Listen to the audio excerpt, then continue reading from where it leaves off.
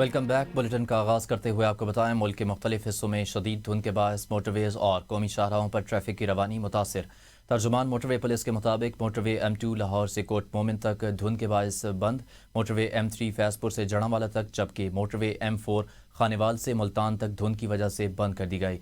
Motorway M5 Multan से रोड़ी तक बड़ी गाड़ियों के लिए बंद कर दी गई। मोटरवे M11 लाहौर से समडियाल तक और मोटरवे M1 पेशावर से रशकई तक धुंध के बायस बंद कर दी गई। तर्जुमान मोटरवे पुलिस के मुताबिक कराची के अतराफ कौमी शाहराह पर स्क्रेंड से सक्खर और सेवन से लाड़काना तक धुंध छाई हुई है। सेवन से लाड़काना के मुख्तलिफ मकामात पर हद निगाह 10 से 30 मीटर तक रह गई है, जबकि स्क्रेंड से मीरपुर ता मेथलो तक धुंध की भी इत्तला। मोटरवे पुलिस ने शहरियों को हिदायत की है कि गैर ज़रूरी सफ़र से गुरेज करें और दौरान सफ़र फॉग लाइट्स का इस्तेमाल करें।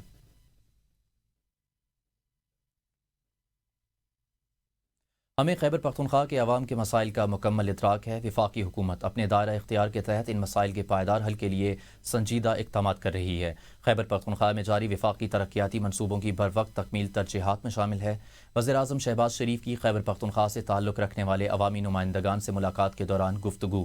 नुमाइंदगान ने सूबे की मजमूई सियासी सूरत हाल और आवाम को दरपेश मसाइल पर तफसीली तबादला ख्याल किया। शरका ने कहा कि खैबर पख्तूनख्वा की हुकूमत नाकाम हो चुकी है। सूबे में गवर्नेंस नाम की कोई चीज़ नहीं। सेहत, तालीम, इंफ्रास्ट्रक्चर और अवामी फलाह के हवाले से सूबाई हुकूमत के पास कोई वाज़ेह पॉलिसी नहीं। खैबर पख्तूनख्वा में वफाक के ज़ेर एहतमाम तरक्याती मनसूबों के हवाले से कमेटी तश्कील दी गई। वफाकी वज़ीर एहसन इकबाल कमेटी की सरबराही करेंगे। वफाकी वज़ीर दाखिला मोहसिन नकवी ने कहा कि PTI के एहतजाज से अमन व अमान के हवाले से इसी तरह निमटा जाएगा। उन्होंने कहा कि हम PTI से पहले भी कई बार निमट चुके हैं और मुज़ाकरात जिनका काम है वो करेंगे, उनका अपना काम मुख्तलिफ है। मोहसिन नकवी ने कहा वज़ीर आला खैबर पख्तूनख्वा से उनकी कारकर्दगी और अफसरान के तहफ़्फ़ुज़ के लिए इक़दामात पर जवाब लिया जाना चाहिए।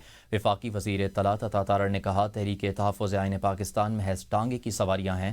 उन्होंने कहा कि पाकिस्तान के मुआशी इशारिये मुसलसल दुरुस्त सिमत में जा रहे हैं, ज़र मुबादला ज़खायर बढ़ रहे हैं और पॉलिसी रेट में कमी हो रही है। का लॉ एंड ऑर्डर आएगा तो फिर उनको उसी से हिसाब से निबड़ लेंगे। पहले भी काफ़ी दफ़ा अब तो प्रैक्टिस हो गई निबड़ने की। मुज़ाकरात जिनका काम वो करेंगे।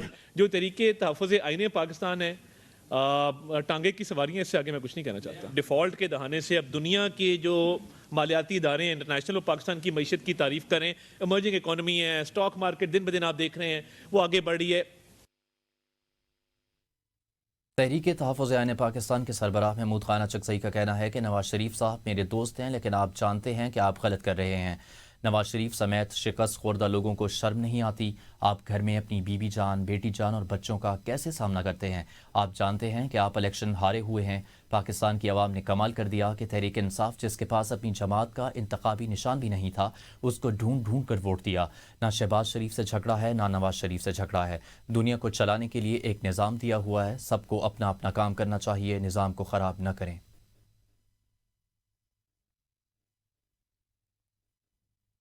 सिंध हुकूमत ने PTI को जलसे की इजाज़त दे दी, बाज़ाब्ता NOC भी जारी कर दिया। सूबाई वज़ीर शर्जील मेमन कहते हैं PTI का जलसा 11 जनवरी 2026 को बाग़ जना ग्राउंड में होगा। जलसे के लिए NOC शराइत के साथ जारी किया गया। जलसे के दौरान कानून और अमन की मुकम्मल जिम्मेदारी मुंतज़मीन पर आयद होगी। इश्तियाल अंगेज़ तकारीर, मवाद और फ़िरका वाराना गुफ्तगू की इजाज़त नहीं। शर्जील मेमन ने कहा पाकिस्तान और रियासी इदारों के खिलाफ किसी भी किस्म की तकरीर की इजाज़त नहीं होगी।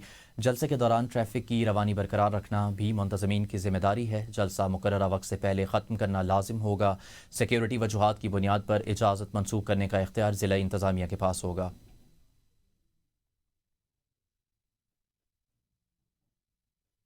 हमारे पास अलादीन का चराग नहीं कि रात में जलसे के इंतजामात कर सकें। अब हम बाग़ जना में जलसा नहीं करेंगे, बल्कि मज़ार कायद के गेट के सामने मुनक्किद होगा। सिंध हुकूमत के इजाज़तनामे के बाद PTI का मौक़िफ़ हलीम आदिल शेख का कहना है कि हमने शाम 5 बजे तक इजाज़तनामे का इंतज़ार किया, लेकिन अब जलसा मज़ार कायद के गेट के सामने होगा।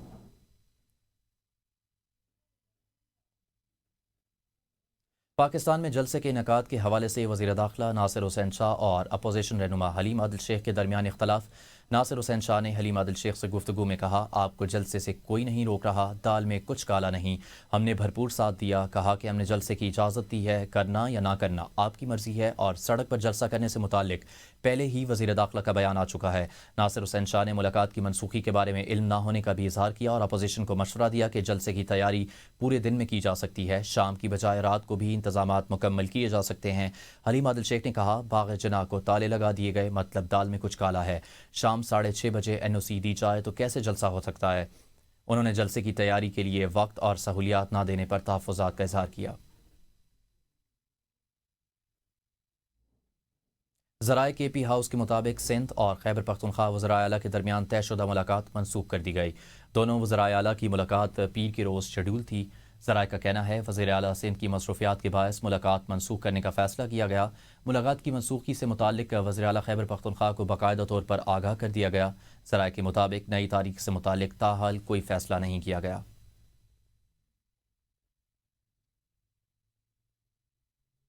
وزیر داخلہ سندھ نے PTI کو جلسہ کے حوالے سے واضح پیغام میں کہا، PTI کو سڑک پر جلسے کی اجازت نہیں دی جائے گی، کسی بھی سڑک پر جلسہ ہوگا تو حکومت سخت ایکشن لے گی، حکومت نے جہاں جلسے کی اجازت دی ہے وہیں جلسہ کیا جائے۔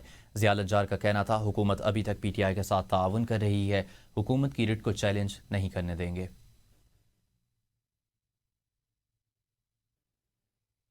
حکومت کی رٹ کو چیلنج نہیں کرنے دیں گے، ایسا کہنا ہے وزیر داخلہ سندھ کا۔ PTI کو سڑکوں پر جلسے کی اجازت نہیں دی جائے گی، کسی بھی سڑک پر جلسہ ہوا تو حکومت سخت ایکشن لے گی، ایسا کہنا ہے ضیاء الحسن لنجار کا۔ اسلام آباد بار ایسوسی ایشن کے سالانہ انتخابات، الیکشن بورڈ نے فاتح امیدواروں کا اعلان کر دیا۔ چودھری نعیم علی گلجر 1214 ووٹ لے کر صدر بن گئے۔ نائب صدر کی نشست پر ارم رشید 1405 ووٹ لے کر جیت گئیں۔ سیکرٹری کی نشست پر خاور دھنیال 1595 ووٹ لے کر کامیاب قرار پائے۔ ایڈیشنل سیکرٹری کی نشست پر فریحہ باجوہ 1228 ووٹ لے کر جیت گئیں۔ جوائنٹ سیکرٹری کی نشست پر عمران خان کاکڑ 1245 ووٹ لے کر فاتح قرار پائے۔ لائبریری سیکرٹری کی نشست پر دور نجف 1188 ووٹ لے کر کامیاب ہوئے۔ راولپنڈی ڈسٹرکٹ بار ایسوسی ایشن کے سالانہ انتخابات کے نتائج کا اعلان کر دیا گیا۔ طارق محمود ساجد اوان 1248 ووٹ لے کر ڈسٹرکٹ بار کے صدر منتخب ہو گئے۔ نائب صدر کی امیدوار شازیہ یاسین ہاشمی 1202 ووٹ لے کر کامیاب ہوئیں۔ سیکرٹری کے امیدوار قمر الحق نیازی نے 1232 ووٹ لے کر میدان مار لیا۔ جوائنٹ سیکرٹری کے امیدوار احسن سلیم منچ 1756 ووٹ لے کر کامیاب ہوئے۔ فائنانس سیکرٹری کے امیدوار عبدالقدوس چودھری 1662 ووٹ لے کر کامیاب ہوئے۔ Chairman election board Sajid Ilyas Bhatti نے انتخابات کی حتمی نتائج کا اعلان کیا۔ لاہور بار ایسوسی ایشن کے انتخابات میں عرفان حیات باجوہ صدر اور ملک فہد نثار کھوکر جنرل سیکرٹری منتخب ہوئے۔ حامد خان گروپ کے دیگر امیدوار بھی کامیاب رہے۔ ملتان بار کی تاریخ میں پہلی بار خاتون امیدوار صدر منتخب ہو گئی۔ صدر کی نشست پر بشرا نقوی کامیاب قرار، جبکہ بھاولپور میں شیخ خورشید احمد سہو، رحیم یار خان میں مبشر نذیر لاڑ، خانیوال میں محمد رفیق، گجرانوالہ میں رانا فرحان علی صدر منتخب ہوئے۔ دوسری طرف گجرات بار ایسوسی ایشن الیکشن میں صدر کی سیٹ پر سید فدا عباس، نائب صدر کی سیٹ پر حمیرہ ریاض کامیاب۔ چکوال ڈسٹرکٹ بار چکوال کے سالانہ انتخابات، زیدی گروپ کا کلین سویپ، تمام نشستیں جیت لیں۔ چودھری قاسم شہزاد صدر منتخب، مہر بشیر منہاس نائب صدر منتخب۔ قصور ڈسٹرکٹ بار ایسوسی ایشن کے انتخابات میں نون لیگ کے امیدوار جیت گئے۔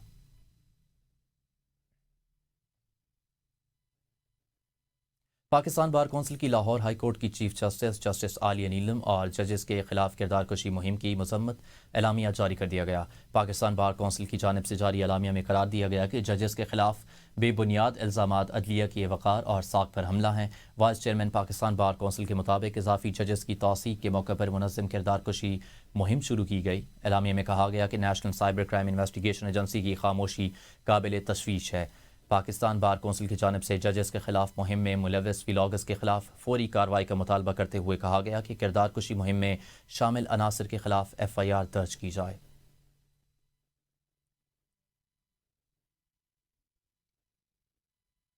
ولاگز اور ملوث عناصر کے خلاف فوری FIR اور کارروائی کا مطالبہ، پاکستان بار کونسل کی ججز کے خلاف کردار کشی مہم کی مذمت۔ بے بنیاد الزامات عدلیہ کے وقار پر حملہ ہیں۔ اعلامیہ کے مطابق ایسا کہنا ہے national cyber crime investigation agency کی خاموشی قابل تشویش ہے۔ نائب وزیر اعظم و وزیر خارجہ اسحاق ڈار 22ویں OIC وزرائے خارجہ اجلاس میں شرکت کے لیے جدہ پہنچ گئے۔ اسحاق ڈار کا OIC سیکریٹریٹ جدہ کا دورہ، غیر معمولی اجلاس میں شرکت۔ اسرائیل کی جانب سے صومالی لینڈ کو تسلیم کرنے کے معاملے پر OIC کا ہنگامی اجلاس ہو رہا ہے۔ OIC سیکریٹری جنرل حسین ابراہیم طاہا نے اسحاق ڈار کا استقبال کیا۔ پاکستان کے مستقل نمائندے فواد شیر بھی اس موقع پر موجود تھے۔ پاکستان OIC اجلاس میں اسرائیلی اقدام کے خلاف موقف پیش کرے گا۔ Air chief marshal Zahid Ahmed Babar Sidhu نے عراق کا سرکاری دورہ کیا، جس کے دوران انہوں نے عراقی فضائیہ کے سربراہ سے ملاقات کی۔ ایئر چیف کو عراقی ایئر فورس ہیڈ کوارٹرز میں گارڈ آف آنر پیش کیا گیا۔ ISPR کے مطابق دوران ملاقات پاکستان اور عراق کے درمیان فضائی تعاون کو مزید مضبوط بنانے پر اتفاق کیا گیا اور مشترکہ تربیت اور صلاحیت بڑھانے کے امور پر تفصیلی تبادلہ ہوا۔ ایئر چیف مارشل نے عراقی فضائیہ کی تربیت میں تعاون کے عزم کا اعادہ کیا، جبکہ عراقی ایئر فورس سربراہ نے پاک فضائیہ کی پیشہ ورانہ مہارت اور جدید ٹیکنالوجی کی تعریف کی۔ اس موقع پر عراقی چیف نے JF-17 تھنڈر اور سپر مشتاق طیاروں میں گہری دلچسپی کا اظہار کیا اور پاکستان کے علاقائی استحکام میں کردار کو سراہا گیا۔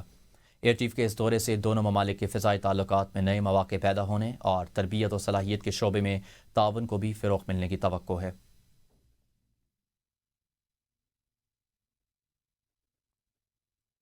اسلام آباد میں پانی کی کمی دور کرنے کے لیے 3 ڈیموں کی تعمیر کا فیصلہ۔ وزیر داخلہ نے 10 دن میں چرا، دوتارہ اور شادرہ ڈیم منصوبوں کا پلان طلب کر لیا۔ وزیر اعظم نے چرا ڈیم منصوبے کی منظوری دے دی۔ 43 ارب روپے کی لاگت سے منصوبہ 3 سال میں مکمل ہوگا۔ اسلام آباد کو 15 ملین گیلن اضافی پانی ملے گا۔ منصوبے کے لیے پنجاب اور وفاقی حکومت مشترکہ طور پر فنڈز دیں گی۔ وزیر داخلہ کی پانی کے منصوبوں کو آن گراؤنڈ لانے کے لیے تیزی سے متعلقہ امور طے کرنے کی ہدایت۔ پانی کی چوری اور کنیکشن کے غلط استعمال کے خلاف سخت کریک ڈاؤن کا حکم۔ کہا اسلام آباد کے شہریوں کو پانی کی فراہمی اولین ترجیح ہے۔ قلیل مدتی پلان کے تحت تمام وسائل کو بروئے کار لاتے ہوئے پانی کی فراہمی یقینی بنایا جائے۔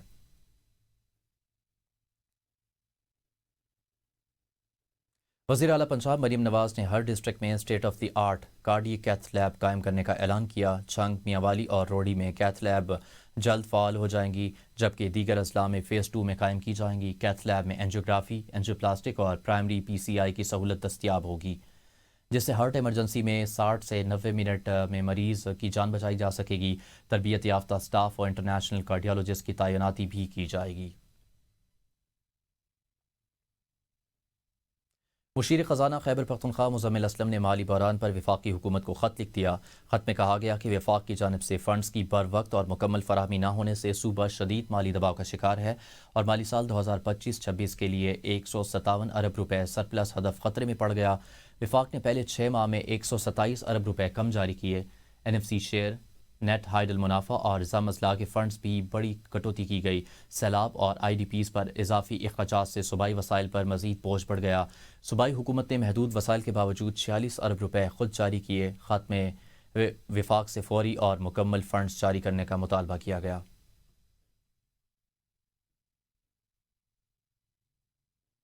پنجاب نے محکمہ ہائر ایجوکیشن نے سردیوں کی تعطیلات میں اضافہ کر دیا، جس کے مطابق نجی اور سرکاری یونیورسٹیز اور کالجز 16 جنوری تک بند رہیں گے۔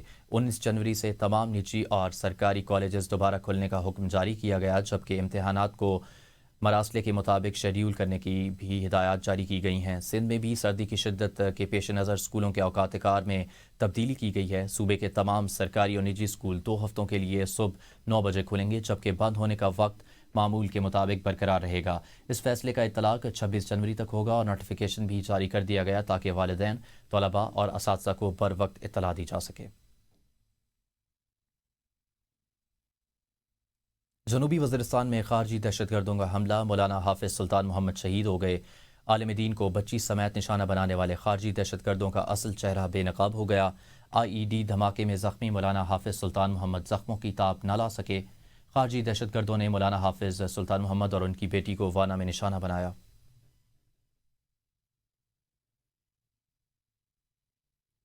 گلوکار وہاب بگٹی پر صوبائی وزیر کے بیٹے کے تشدد، گلوکار وہاب بگٹی نے صلح کر لی، باقاعدہ ویڈیو بیان جاری کر دیا۔ گلوکار وہاب بگٹی کے مطابق عمرانی قبیلے کے معززین چل کر میرے پاس آئے، قبائلی روایات کو مد نظر رکھتے ہوئے بلال عمرانی کو معاف کر دیا، صلح کے لیے کوئی شرائط نہیں رکھی گئیں۔ झगड़ा हुआ था रात, तो अभी वो तमाम कबाइल के साथ अपने मीर मोतबर के साथ मेड़ आए थे कुछ देर पहले।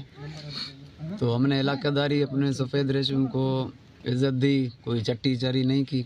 एक ही डिमांड किया कि वो हमारे बुगटी कौम से, बलोच कौम से, हमारे फ़ैन से 2 लफ्ज़ का सॉरी माफ़ी का वीडियो बनाए। तो और कोई मज़ीद बस दुआए खैर हुआ। हमने मज़ीद उनके साथ कोई डिमांड या कोई चट्टी नहीं किया, उसको बश किया।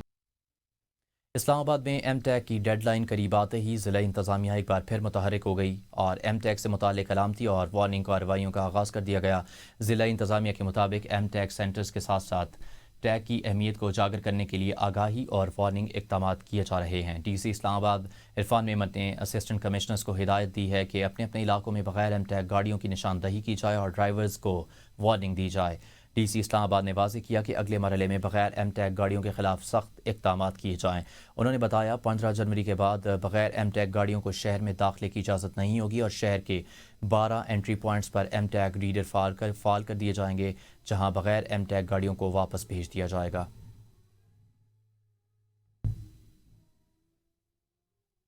इस्लामाबाद में मुनक्किदा professional MMA league infant championship में पाकिस्तानी फाइटर अनीता करीम ने शानदार कारकर्दगी का मुजाहरा करते हुए तारीख रकम कर दी।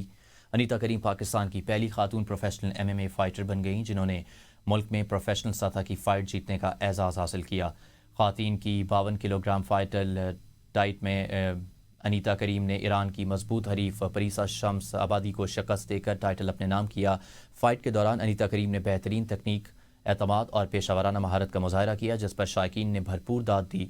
हुंजा से ताल्लुक़ रखने वाली अनीता करीम इससे कबल भी बैनुल-अक़वामी मुकाबलों में पाकिस्तान की नुमाइंदगी करते हुए शानदार फतूहात हासिल कर चुकी हैं। उनकी ये कामयाबी न सिर्फ पाकिस्तानी MMA बल्कि ख़वातीन के खेलों के लिए भी एक तारीख़ी संग मील करार दी जा रही है।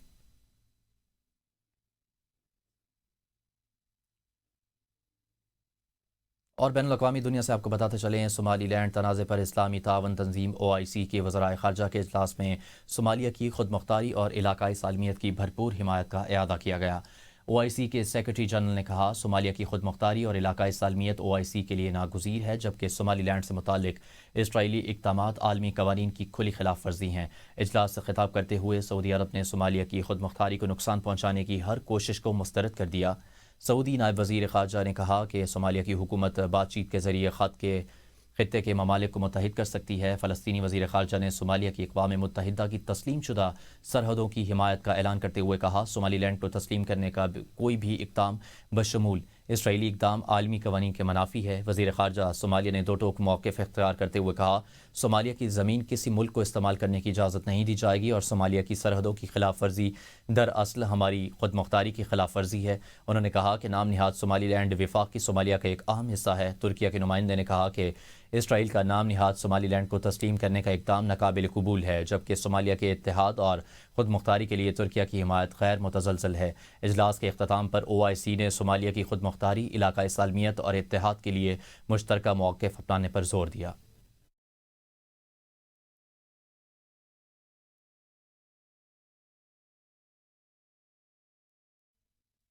तेहरान में हालिया फसादात के दौरान 6 मसाजिद को शहीद कर दिया गया। इकबाल फोरम तेहरान के फाउंडर एंड डायरेक्टर ने कहा कि ईरान के शहरी कभी मसाजिद को नुकसान नहीं पहुंचाते और ये कार्रवाइयाँ मुनज़्ज़म साजिश का हिस्सा मालूम होती हैं। ईरानी शख्सियत मोहम्मद हुसैन बाकरी ने कहा, एहतजाजी वाक़यात के बायस अब तक 40 पुलिस एहलकार मारे जा चुके हैं। आज रज़ा पहलवी की जानिब से शाम 5 बजे एहतजाज की कॉल दी गई थी, ताहम ईरानी अवाम फसादात की खुलकर मजम्मत कर रहे हैं। 1000 अफराद को गिरफ्तार कर लिया गया, जबकि आज सड़कों पर ट्रैफिक मामूल के मुताबिक रवां दवां है। उनका कहना था, मुजाहिरीन के पास जो असलहा है वो इस नौइयत का है जो इससे कबल ईरान में कभी नहीं देखा गया। ये असला सरहदी इलाकों के जरिए ईरान में लाया जा रहा है, जिस पर सिक्योरिटी इदारे कड़ी नज़र रखे हुए हैं।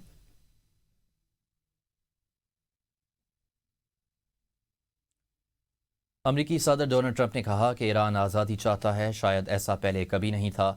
अमरीका ईरान की मदद के लिए तैयार है। अमरीकी अखबार के मुताबिक अमरीका ईरान के खिलाफ मुमकिन कार्रवाई के लिए मुख्तलिफ ऑप्शंस पर गौर कर रहा है। वॉल स्ट्रीट जर्नल की रिपोर्ट में कहा गया, अमरीका ईरानी फौजी अहदाफ पर फ़िज़ाई हमले के इम्कान को भी खारिज अज़ इम्कान करार नहीं दे रहा। अमरीकी पॉलिसी साज खत्ते की सूरत हाल पर गहरी नज़र रखे हुए हैं, जबकि ईरान से मुताल्लिक आइंदा हिकमत अमली पर मुशावरत जारी है।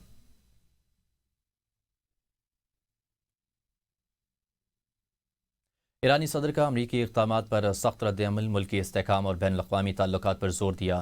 ایرانی صدر مسعود پزشکیان نے کہا کہ امریکی ہتھ کنڈے ایران میں کامیاب نہیں ہو سکتے اور عوام سے اپیل کی کہ وہ ملک کو عدم استحکام کا شکار کرنے کی کسی بھی کوشش سے ہوشیار رہیں۔ امریکہ نے عالمی ضابطوں کی خلاف ورزی کی اور انسانیت کے خلاف جرائم کا ارتکاب کیا۔ کچھ افراد کو ہنگامہ آرائی پر اکسایا جا رہا ہے، جبکہ امریکہ اور اسرائیل عالمی امن، استحکام اور سلامتی کو نقصان پہنچا رہے ہیں۔ انہوں نے زور دیا کہ ایران کی خارجہ پالیسی میں ہمسایہ اور مسلم ممالک کے ساتھ تعلقات کو فروغ دینا ترجیح ہے تاکہ خطے میں امن اور تعاون کو یقینی بنایا جا سکے۔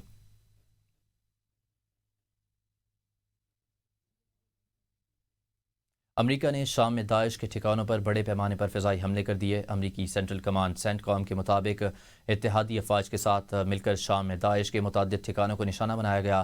سینٹ کام نے کہا یہ تازہ حملے آپریشن ہاک آئی اسٹرائک کا حصہ ہیں، جس کا آغاز 19 دسمبر 2025 کو امریکی صدر ڈونلڈ ٹرمپ کی ہدایت پر کیا گیا تھا۔ امریکی حکام کے مطابق یہ آپریشن 13 دسمبر کو شام کے شہر پالمیر میں امریکی اور شامی افواج پر داعش کے حملے کے رد عمل میں شروع کیا گیا، جس میں 2 امریکی فوجی اور 1 امریکی شہری مترجم ہلاک ہو گیا تھا۔ امریکی حکام کا کہنا ہے کہ حالیہ فضائی حملوں کا مقصد داعش کے خلاف کارروائیاں جاری رکھنا، مستقبل کے ممکنہ حملوں کو روکنا اور خطے میں امریکی اتحاد اور اتحادی افواج کا تحفظ یقینی بنانا ہے۔ سینٹ کام نے کہا اگر امریکی فوجیوں کو نقصان پہنچایا گیا تو ذمہ دار عناصر کو دنیا کے کسی بھی حصے میں تلاش کر کے انجام تک پہنچایا جائے گا۔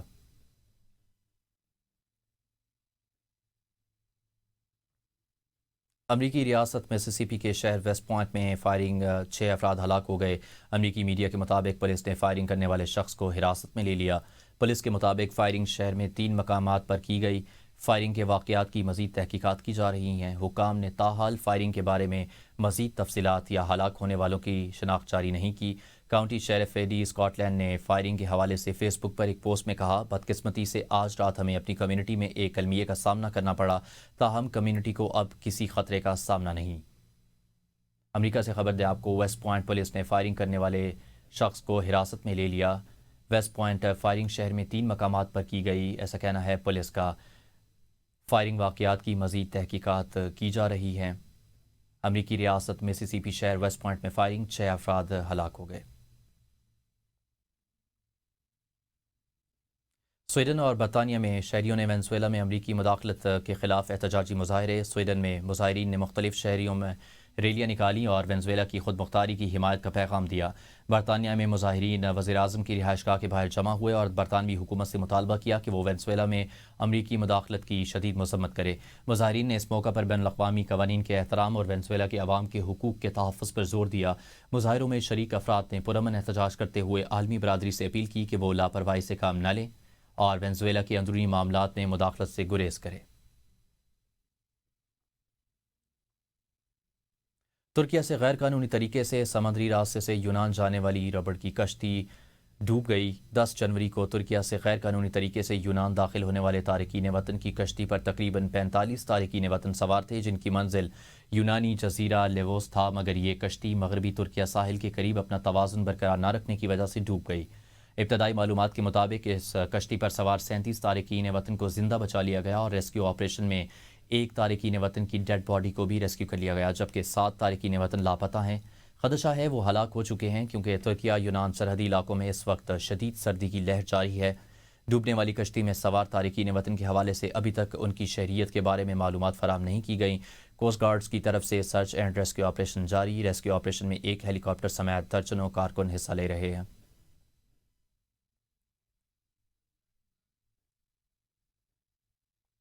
تل ابیب میں اسرائیلی شہریوں نے وزیر اعظم بنیامین نیتن یاہو کی حکومت کے خلاف بڑے پیمانے پر احتجاج کیا۔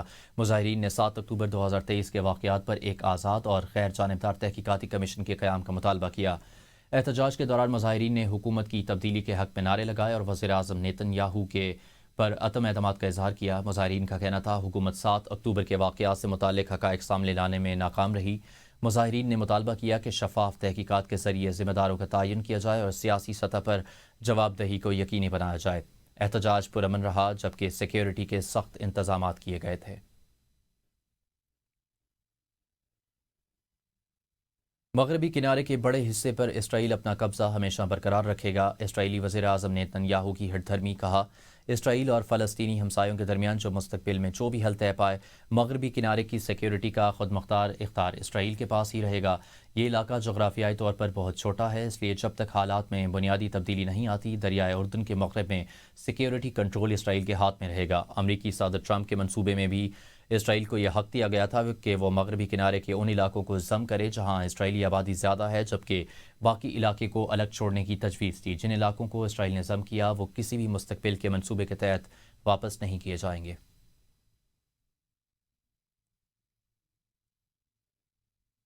فلسطینی شہری الخلیل میں پیغمبر حضرت ابراہیم علیہ السلام کے نام سے موسوم ابراہیمی مسجد تک پہنچنا آج مقامی فلسطینی مسلمانوں کے لیے ناممکن نہیں تو انتہائی مشکل ضرور ہو چکا ہے۔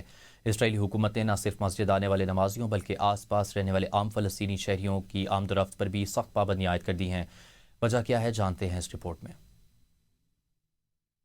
الخلیل میں واقع مسجد الابراہیمی، جس سے حرم الخلیل بھی کہا جاتا ہے، مسلمانوں، یہودیوں اور مسیحیوں تینوں کے لیے مقدس مقام ہے۔ خیال کیا جاتا ہے کہ یہاں حضرت ابراہیم، اسحاق اور یعقوب کے مقبرے اور ان کی بیویوں کی قبریں ہیں۔ 1967 میں مغربی کنارے پر کنٹرول حاصل کرنے کے فوراً بعد اسرائیلی حکومت نے الخلیل میں یہودی بستیاں قائم کرنا شروع کر دی اور ان کی حفاظت کے نام پر مسجد کے اطراف چیک پوائنٹس، باڑیں اور رکاوٹیں قائم کر دی۔ لوگ نماز کے لیے جاتے ہوئے گھنٹوں چیک پوائنٹس پر روکے جاتے ہیں۔ بزرگوں اور بچوں کو ہراسانی کا سامنا کرنا پڑتا ہے اور بعض اوقات انہیں بلا کسی واضح وجہ کے واپس بھیج دیا جاتا ہے۔ 1994 میں رمضان المبارک کے مقدس مہینے کے دوران ایک یہودی آبادکار اور امریکی ڈاکٹر نے ابراہیمی مسجد میں داخل ہو کر نمازیوں پر فائرنگ کر دی، جس کے نتیجے میں 29 فلسطینی مسلمان جان کھو بیٹھے۔ اس دل خراش واقعے کے بعد اسرائیلی حکومت نے مسجد کو 2 حصوں میں تقسیم کر دیا، ایک حصہ مسلمانوں کے لیے اور دوسرا یہودی عبادت گزاروں کے لیے مختص کر دیا گیا۔ فلسطینی شہریوں کا کہنا ہے کہ رکاوٹیں اور چیک پوائنٹس ان کی مذہبی آزادی کو محدود کرنے، شہر کو تقسیم کرنے اور فلسطینیوں کو اجتماعی سزا دینے کا ذریعہ ہے۔ پابندیوں کا اصل مقصد انہیں تاریخی، مذہبی اور سماجی مرکز سے کاٹنا ہے تاکہ آہستہ آہستہ شہر کی آبادی کا تناسب بدلا جا سکے۔ سندھ حکومت نے صوبے بھر میں مختلف بڑے محکموں کے خلاف موصول ہونے والی کرپشن کی شکایات پر سخت کارروائی کا فیصلہ کر لیا۔ وزیر اینٹی کرپشن سردار محمد بخش مہر کی زیر صدارت اجلاس میں کرپشن سے متعلق شکایات پر فوری کارروائی کی منظوری دی گئی۔ وزیر اینٹی کرپشن نے چیئرمین اینٹی کرپشن کو ہدایت کی کہ افسران کے خلاف موصول ہونے والی شکایات پر بلا تاخیر اور شفاف انداز میں کارروائی یقینی بنائی جائے۔ اجلاس میں اینٹی کرپشن محکمے کی سالانہ کارکردگی رپورٹ اور مختلف محکموں کے خلاف شکایات پر تفصیلی بریفنگ دی گئی۔ بریفنگ میں بتایا گیا کہ 1 جنوری سے 31 دسمبر 2025 کے دوران اینٹی کرپشن کی کمیٹی 1، 2 اور 3 کے 28 اجلاس منعقد ہوئے، جن میں 536 کیسز، 328 اوپن انکوائریز زیر بحث آئیں۔ مزید بتایا گیا کہ سندھ بھر میں 22 مختلف محکموں کے خلاف مجموعی طور پر 13,603 کرپشن کی شکایات موصول ہوئیں، جن میں 2023 میں 11%، 2024 میں 24%، جبکہ 2025 میں 37.37% شکایات کا ازالہ کیا جا چکا ہے۔ Sindh solid waste management board کی جانب سے صوبے کے تمام اضلاع کے اسکولوں میں کچرے کو محفوظ طریقے سے ٹھکانے لگانے کے حوالے سے آگاہی پروگرام کا آغاز کر دیا گیا۔ اسی سلسلے میں ٹنڈو جام کے گورنمنٹ گرلز سیکنڈری اسکول میں ایک تقریب کا انعقاد کیا گیا۔ احوال جانتے ہیں اس رپورٹ میں۔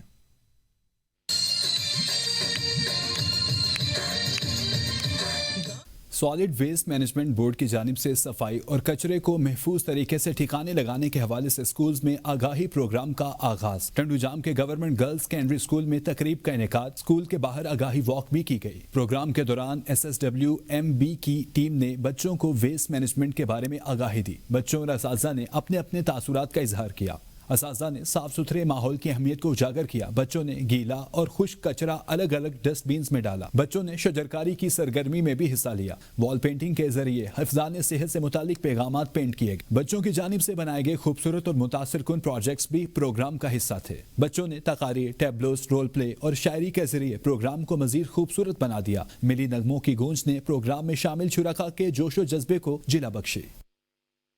نیوز اسٹوڈیو سے فی الوقت اتنا ہی۔ مزید خبروں اور اپڈیٹس کے لیے دیکھتے رہیں ABN نیوز، قوم کی سوچ۔